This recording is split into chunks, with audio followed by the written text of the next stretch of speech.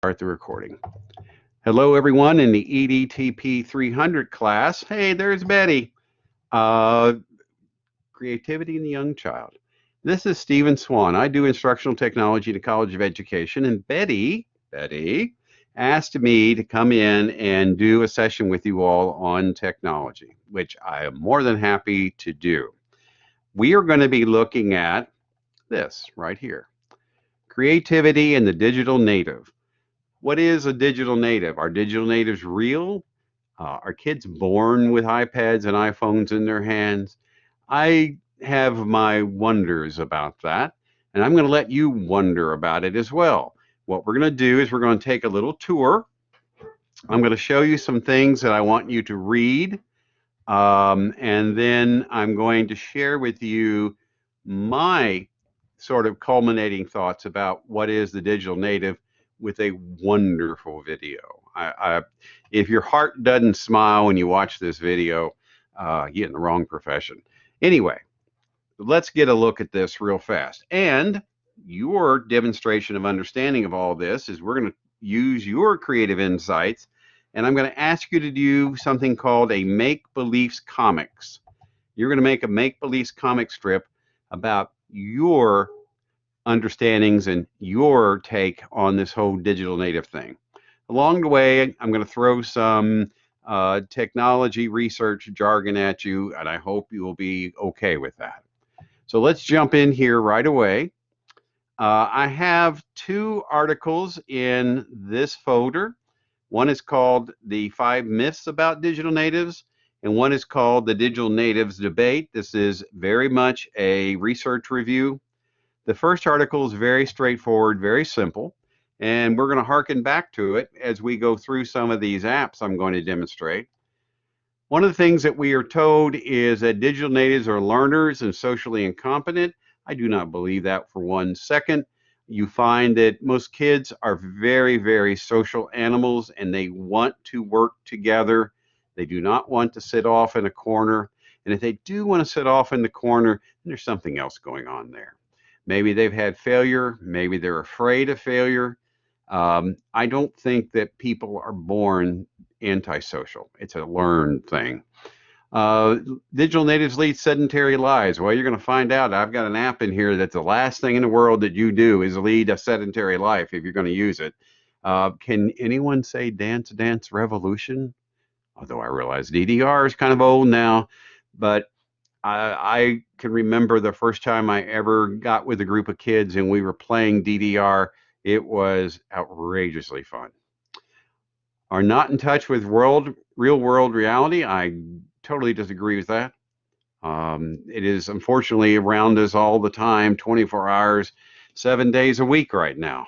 I wish there was a way I could escape the real world reality right now. And wait a minute, there is. I can create my own. We'll get to that in just a second. This is the other one that drives me nuts. The digital natives have short attention spans. Excuse me? You ever sat and watched a kid working with something? Why is it that it works? Well, that'll be my sort of wrap up, why I think it works. And that digital natives are, in a sense, illiterate. Nope, sorry, can't be. Have to be able to read. We haven't gotten to the point yet where I can type or just talk to my computer, although you can in Google Docs, you can dictate. It's okay. You have to really work at it. In other words, you have to talk to it a lot, and then it understands and gets your voice, and it will be able to, you can do any kind of writing you want by talking to your computer. But we are surrounded by things listening to us. We are surrounded by having to be literate in a different way than the way that I grew up. It is a world where we have to understand how things work. We can't just let things be there. We have to understand how things work. It's a new literacy. The second article I want you to read, this is very much an academic article, very much a scholarly article. Take your time, read it. It will bring in names of people that you've never heard of, but these are the people who have created these terms. Mark Prinsky who is an instructor over at, or was at Virginia Tech. I'm not sure where Mark is now. He was the one who coined the phrase. Don Tapscott in, what did it say, 98? He coined the phrase, the net generation. Both of these are still floating around. Prinsky's, I'm not so sure if I agree with him, and that's why I want you to read this article. You come back with your own thoughts. You come back with your own ideas about what you think the digital native is. Now let's have some fun. Let me drop down here, and we're going to play with some apps that are readily available for you to play with. And reason why I'm going to use the ones I'm going to use, because normally what would be happening is we would be sitting in 201G, we would all have iPads in our hands, and we could play with this. Well, iPads, and we'd have computers in front of us. We don't. But I'm going to show them to you and show you how they work, and then I'm going to let you go off and find them. I'll make sure you understand if it's a paid or if it's a free. And I want you to experience these. So through the magic of technology, there's my iPad right there in front of you. So let's look at this first one, which is this one right here, Sock Puppets. I love Sock Puppets. It is a classic. Wait a minute, I'm getting ahead of myself. Let me jump back here a little bit, and I apologize because we went to the fun stuff before I got the hard stuff out of the way. We need to talk about this. Ruben Pindadura came up with this wonderful way of looking at technology use in schools. It's called SAMR, S-A-M-R. Substitution, augmentation, modification, redefinition. Let me go through this quickly, and then we'll get back to the fun stuff. What is substitution? Well, when we think about technology and substitution, it means we just replace something with something else. So instead of writing a paper with pen and paper in hand or pencil, I use a word processor. Straight up simple. Augmentation. The technology acts as a direct substitute, but with functional improvement. Google Docs, anyone? With your friends working with you in collaborative mode on the Google Docs or Google Slides? Everybody has a part. Everybody can contribute. Can't do that with paper and pencil. Modification. Technology allows for significant task redesign. Well, instead of doing a paper, what if we ask you to do research and then come up with a blog post, a wiki, a Google Sites web page that would be your findings, your ideas? Could you do that with a group? Absolutely. Would be a way for you to bring in a rich materials of videos and simulations online, all these things that you can do quite easily, as a matter of fact, today. And then finally, there's the R, redefinition. Technology allows for the creation of new tasks previously inconceivable. Well,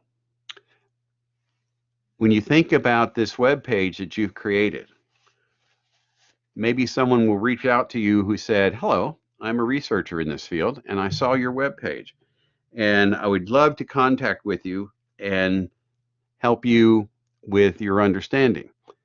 Or, and this happened to me, I worked with a group of students in a GIS class over in Arts and Sciences with a good friend of mine who was a specialist in Jefferson County Public Schools for ecology. And he and I basically just got together because he wanted to understand how he could make a document that would demonstrate the different places along something called Floyd's Fork Creek. And so he got with me and he said, so there's this new thing out there called Google Maps. Do you know how to use it? Yes, I do. Could you come over here and help my kids understand how to use the Google Maps?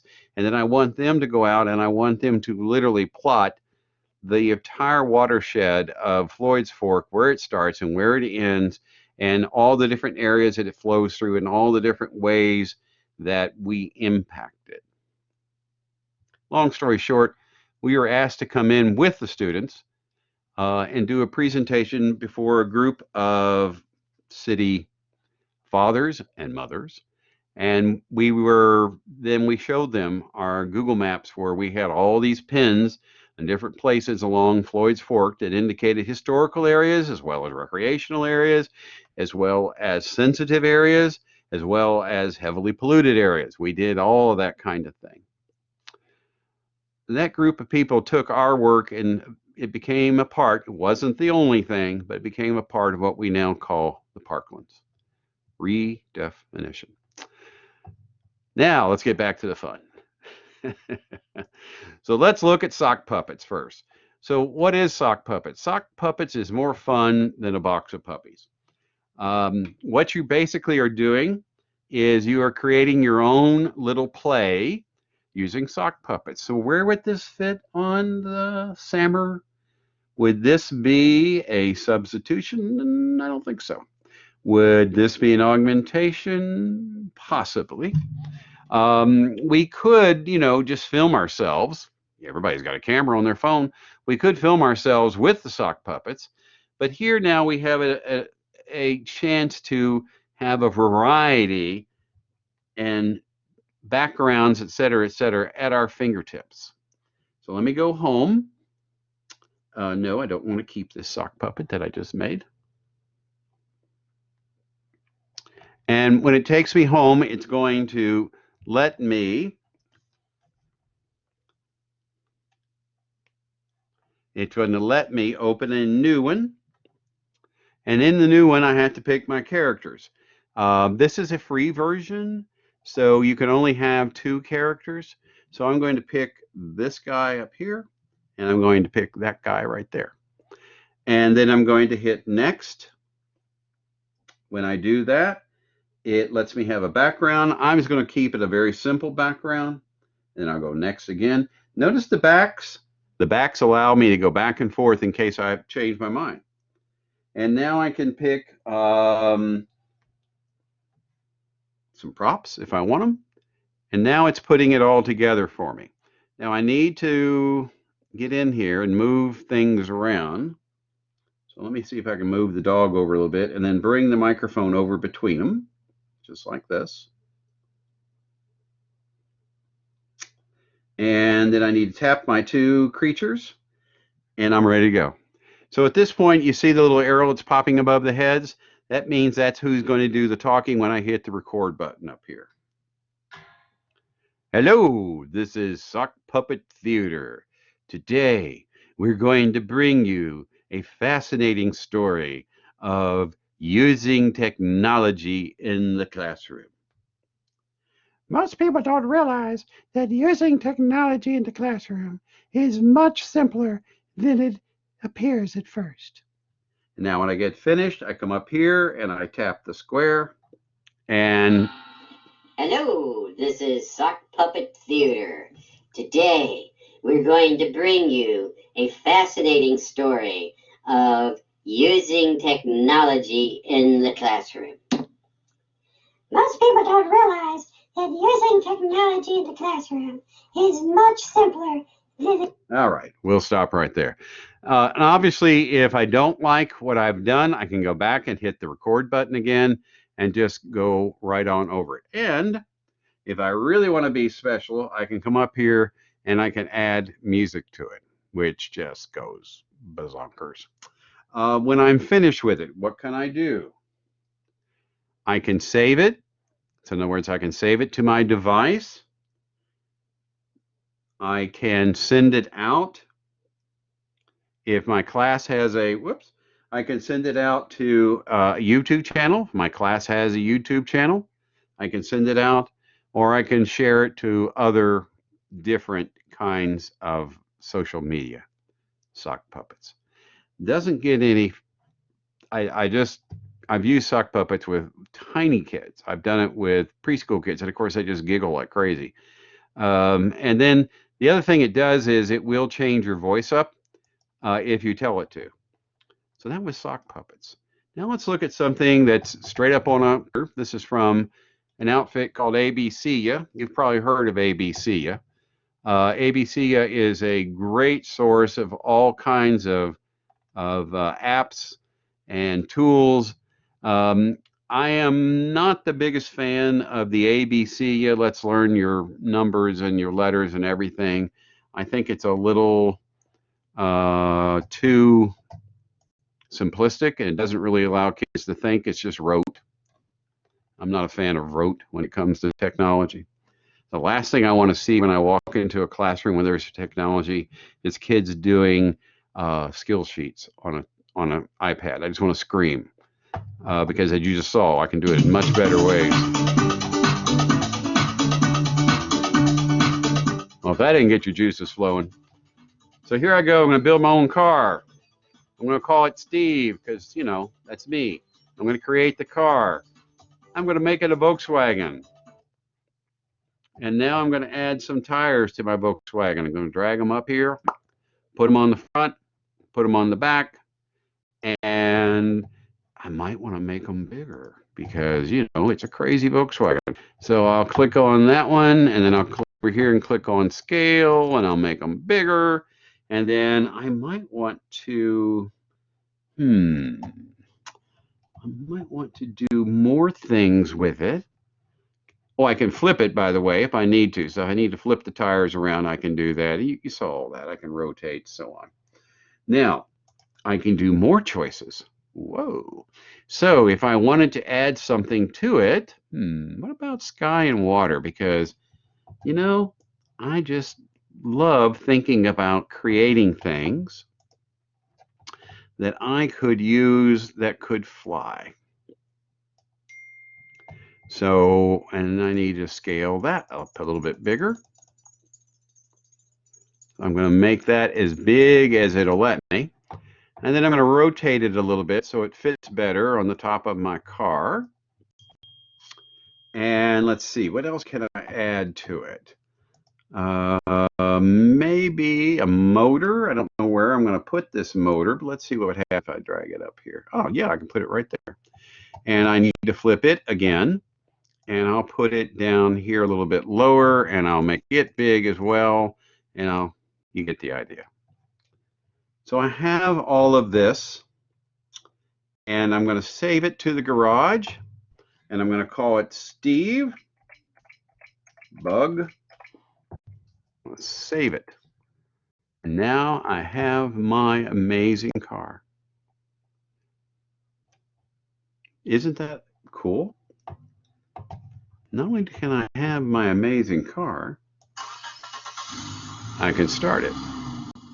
Not only can I have my amazing car start, I can drive it. And it'll let me drive it wherever I want to go.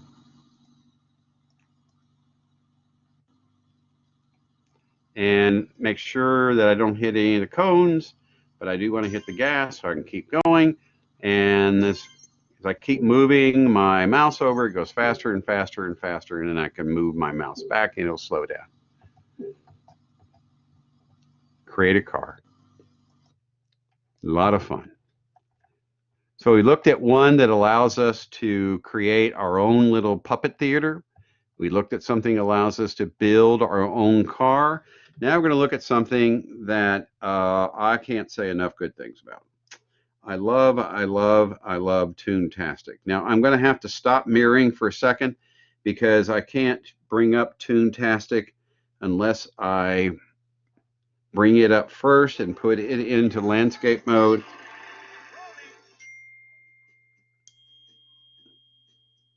And then I can go back and I can mirror it. So let me go ahead and do that real fast. Bam. Here we go. So Toontastic. Toontastic is created by Google, of all people. Cool music. When you tap on it, it's going to give you three choices.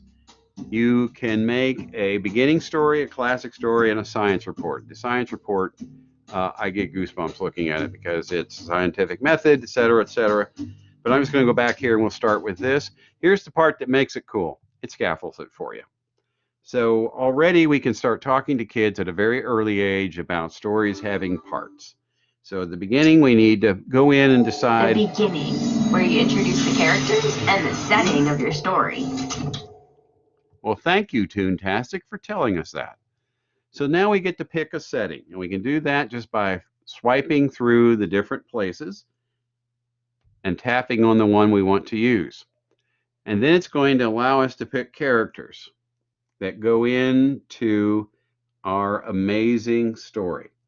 So I'm going to go ahead and I'm going to put in an astronaut and a kid. Okay? And now I'm going to tap up here and I'm going to say I'm ready to move on. And it's going to put my characters in the story. So I'm going to put him down here, turn him around a little bit. And yes, I deliberately picked him. And now I'm going to put my little space person here. And now we are ready. If I go up here and hit start, it's going to give me a countdown. And now I can tap on the character that I want to speak for, and the character moves a little bit and he can talk. I can move the character around inside the shot if I want to. I can then tap on the other character and I can have him talk or her talk, do the same things. When I get done with the recording, I can tap on the character that I want to speak for, and the character moves a little bit and he can talk. I can move the character around inside the shot if I want to. I can then tap on the other character and I can have him talk or her talk, do the same things.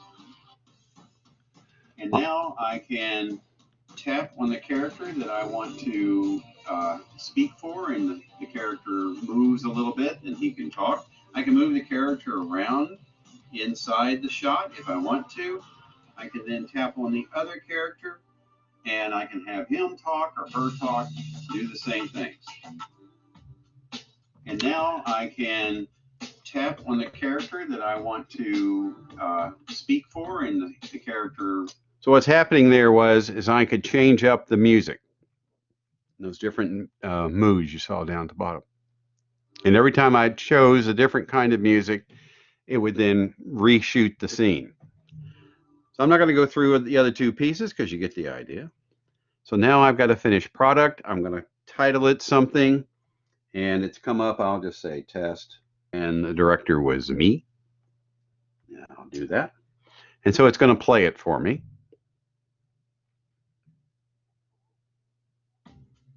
And now I can tap on the character that I want to speak for, and the character moves a little bit and he can talk. I can move the character around inside the shot if I want to.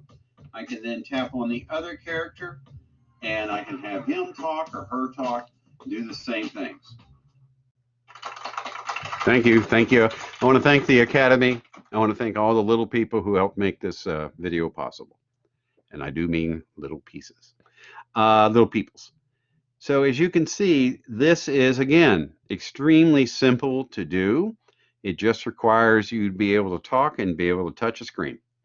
What do you do when it's finished? You can export it, and it saves it to the photo library on the iPad. Once it's there, you do anything you want with it. Now, here's the part about Toontastic. It takes it to a whole nother level. And the reason why I like it so much is that this is a free app that you can put on Chromebooks. So in a one-to-one situation, I have the ability to have creative people all over the place in my classroom with their Chromebooks. And the fact that once I save it into the Chromebook and I am a part of the Google Classroom, it's easy for me to share these wonderful stories that I've made around. All right, the next one we want to look at, the last, let's see, the last three here. These are all apps. Dragon Box Algebra, I just like Dragon Box Algebra. It speaks to me. I think it's a cool way of understanding algebra. Simple as that.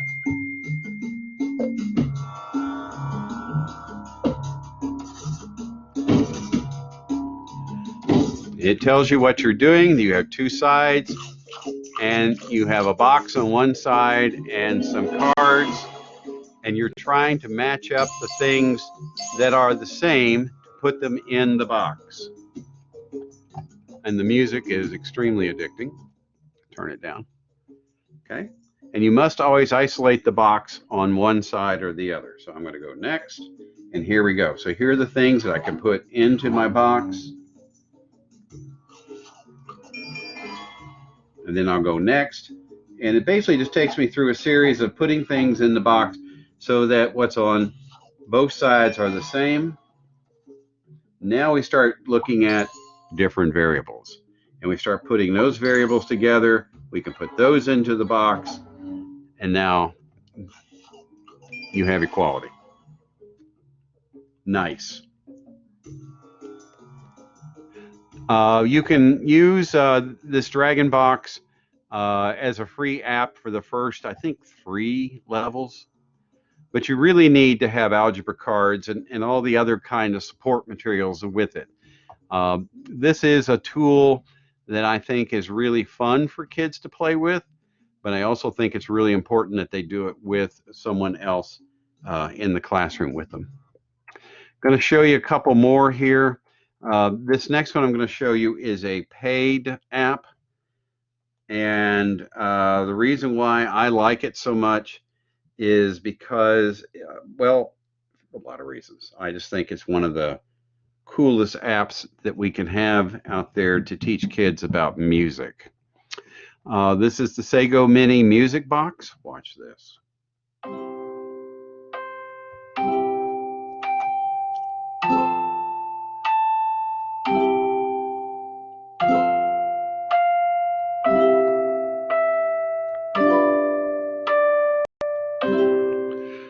So Ray, kids have an innate ability to understand melody.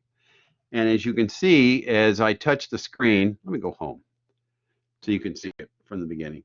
As I touch the screen, it plays notes. And so what it's doing is it's giving me an ability to look at music in a different way instead of the way of notes on scale, etc. But it still acts like a scale because I have to move across the screen just like would if I were sitting and looking at a sheet of music.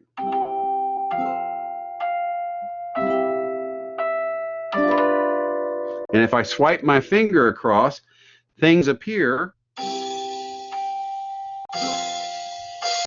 that allows me to have another instrument.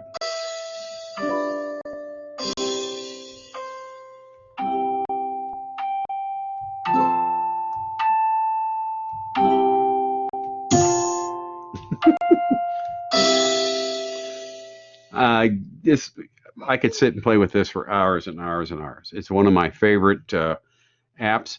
Unfortunately, this is a cost. I think it's $3.99. But if I had a preschool classroom or a kindergarten class, you better believe I'd have this on something in that classroom. And then the last one to look at. The last one to look at is in every school that I can think of out there in Jefferson County. And it's been out there for a while. When I showed these to my wife, she was like, I know what Go Noodle is. And I'll show it to you real fast because I have a little 2-year-old behind me who wants his iPad back. This is Go Noodle. This is get up off your butt and dance.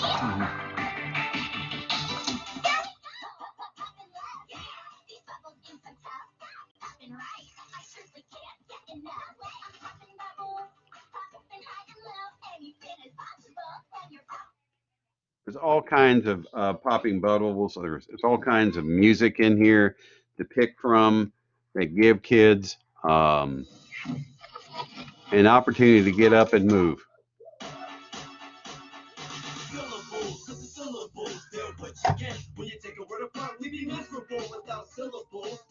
And there's all kinds of different styles of music. That is Go Noodle. Hang on a second. I think we're okay. The 2-year-old isn't looking for his iPad now. All right, so what have we done here today? We have looked at and this is by no means the end of all of this. There's tons of these kinds of things. But I hope what you saw through this was the thread was recognizing that the digital native wants to be a creative individual. We call them prosumers. They are producers and consumer of media and creations. But I want to go back and put the final word on all of this before we go in and show you how to do the assignment. This is the reason I think that digital natives are who digital natives are. And it doesn't have anything to do with iPads and iPhones and tablets and computers. It's all about who we are as people. All right. So these are what Baby George and handstands have taught me about learning. This is George. He's trying to learn how to go down these steps, and you can see, like, look at the joy as he does this. Like, look at that smile. Like, it's fun. It's actually fun to learn. As I've been doing this, I've discovered I have all kinds of incapacities that make it very difficult. So for one, like, I have terrible wrist flexibility. I have no balance, no core strength. and so I've had to work on all those things. Second one, you're not alone on the journey. People have done this before, and they get really excited when they see me doing this because they're like, hey, I've done that. I've learned how to do that. Let me show you. Thirdly, failure is fun. It's fascinating. Watch. He just keeps getting back up. This is, months and months, hundreds of falls. Like, every time you fall, I learned something just now. You guys, if you don't fail a few times, you haven't pushed yourself hard enough. Because failure is where you're going to learn. Fourth, growth is real, and he finally gets it. And then he just, like, keeps going, like he loves it, right? I mean, this is practice. This is joy. And it's amazing. Look at this. I see they counting this. Oh yeah, that was great. All right, so it's a long road. Thank you. All right, we're not done. There's more lessons. Stuff like this reminds you that growth is real. Because you guys are going to be in a lot of ambiguous situations where you're trying to improve yourself in different ways, and it's not always going to be clear that you're growing. And now, of course, the road keeps going. Keep working on this now. I don't want to have you just do something where you just, like, do it to get it done. I want you guys to do stuff and be like, that was awesome. I'm going to keep doing that. Nobody can take a step for you. Like Baby George, right? Like, nobody can take that step for him. What I'm going to do is, before every exam, I'm going to do a handstand. All right. I think that says it all. Learning is fun. And is the digital native real? I don't know if the digital native is real, but I do believe that everyone has the ability to learn, and that we all learn best when we learn together, and that we learn from failure. So what are we going to do? How are you going to demonstrate your understanding of all this? Well, let's do the beginning here. And when you go in and you look at the folder that says Digital Natives and Creativity, what I'm asking you to do is to use a really cool, I think, fun tool. Here we are, called Make Beliefs Comics. I'm at the top level, and I'm going to click on this link, and it's going to take me to Make Beliefs Comics, which is right here. Now, I'm going to go ahead. I've been sitting here playing with this because I just can't get enough of this, frankly. So let me go ahead and get out of here, and we'll do our own. I'll show you how to make one. So the assignment says it asks you to create your own comic strip with no fewer than 3 boxes, please. And give us your thoughts. So you have 2 articles to read. You've had the little video we just watched, which is, to me, it makes my heart smile. It's so precious. You have your own thoughts. So let's put them together. Let me show you how this works. So the first thing I want to do is I want to name it. I'm just going to name mine Test because I don't know what I'm going to do yet. But I am going to put my name on the end of it. So I'll put it right here, Swan. And Now I get to figure out how I want this to work. If you want your comic just to be two people talking to each other, or maybe three, you can just go in here to where it says give me words. And when you do that, what it will show you is people who are in conversation. So I might pick this older gentleman, and I might go looking for someone who looks like a child, and I'm going to put them into the frame together. Now, look down here. This is where I can do things. So my one character is facing the wrong way. I click on him. I click on flip, and I click again, and he flips. If I need to move him, I've got to go back to the move, and then I can move him around on the screen. If I want the character who looks like an older person to be bigger, I can click on the scale, and I can click up a little bit, and now I have him as scale, and I click on the move, and I can move him around a little bit more. Now, if I want to have them carrying on a conversation, I go to talk balloons and thought balloons, and I can put in a talk balloon above this guy, and he can be talking to the little kid, and he can be saying, so what is it like to be a, do you like the sound in the background, the little kid? That's my 2-year-old whose iPad I was just using. So what is it like to be a digital native? And his response might be a thought bubble that we can put in above his head. And I just click, by the way, you just click once to get rid of the, and if you want to put it more in the middle, you just use your enter key to drop it down. And you get the idea now. Now I can go back and forth in here, and I can add the characters again to carry on their conversation, or maybe I can put in different characters that would have a different take on this idea. When I get it all done, I'm going to go here and I'm going to go to print email. Don't freak out. Just print an email. And then I scroll down here and it says save image to disk. So I'm going to give it a name, which would be the name of what I called it, which is going to be better than test, because you'll do a much better job than that. And you won't call it first, you'll call it test. And I'm going to save that into my downloads on my computer. Boom. I'm done. The directions say that it says send your completed strip to Betty as an attachment in email. So we're using this link right here. We have to click on it again to take us there. We build it by clicking on create your comics.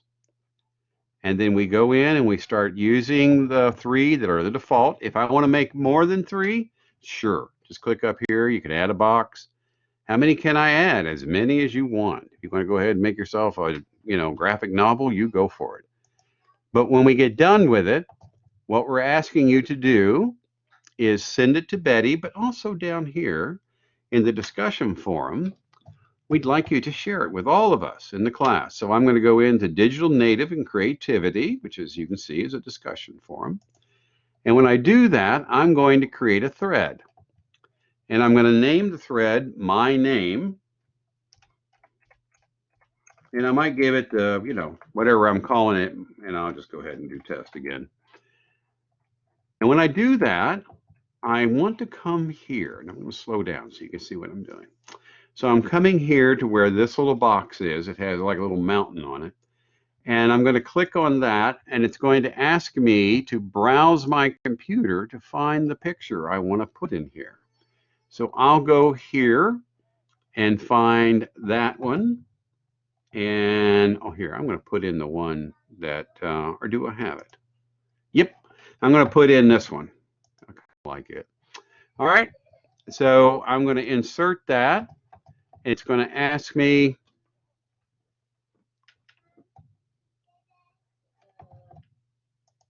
going to say sure, and now I have submitted.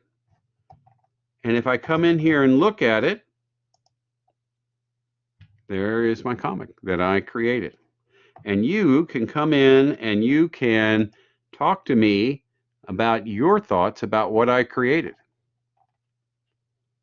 This is a nice tool that's inside of Blackboard. I'm going to go ahead and leave that. And I'm going to go back to where we just started from. If you have any questions or concerns about all this, if you're like, what in the world did he just do? What was that crazy man doing? You can reach me by texting me at 502-457-2937. In the text, please put your name in there the first time you send it to me. That way, and say you're in Betty's 300 class. And that way I'll know who I'm talking to and what we're talking about. If you have concerns, if you don't see how something works right, don't hesitate to yell. I'm here to help you. And finally, let's go back up here. Thank you, Betty, for letting me teach your class for today. I hope everyone is feeling okay. I hope that we are following the rules that have been set down so we can get this crazy coronavirus under control. And I hope that sometime in the near future, I get to meet you back inside the College of Education as we all get back to business and can come back to school. One more time, thank you, Betty, for letting me be here. And I look forward to talking to all of you sometime in the future. Bye now.